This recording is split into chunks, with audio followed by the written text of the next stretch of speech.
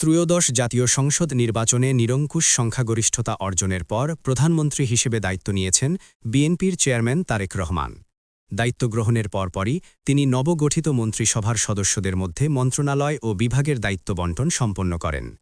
মঙ্গলবার ১৭ ফেব্রুয়ারি রাতে মন্ত্রিপরিষদ বিভাগ থেকে জারি করা প্রজ্ঞাপনে জানানো হয়, প্রধানমন্ত্রী হিসেবে তারেক রহমান নিজের অধীনে রেখেছেন মন্ত্রিপরিষদ বিভাগ, প্রতিরক্ষা মন্ত্রণালয় ও সশস্ত্র বাহিনী বিভাগ। বাকি মন্ত্রণালয় ও বিভাগগুলো নবনিযুক্ত পূর্ণমন্ত্রী ও প্রতিমন্ত্রীদের মধ্যে বণ্টন করা হয়েছে।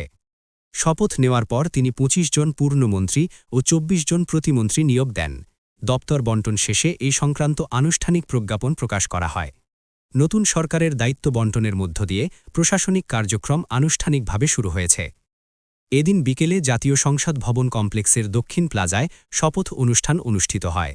প্রচলিত রীতি থেকে সরে এসে এবার শপথের আয়োজন করা হয় জাতীয় সংসদ ভবনের প্রাঙ্গণে, যেখানে অতীতে এই আয়োজন অনুষ্ঠিত হতো বঙ্গভবনে। রাজনৈতিক অঙ্গনে এই আয়োজনকে ব্যতিক্রমী পদক্ষেপ হিসেবে দেখা হচ্ছে।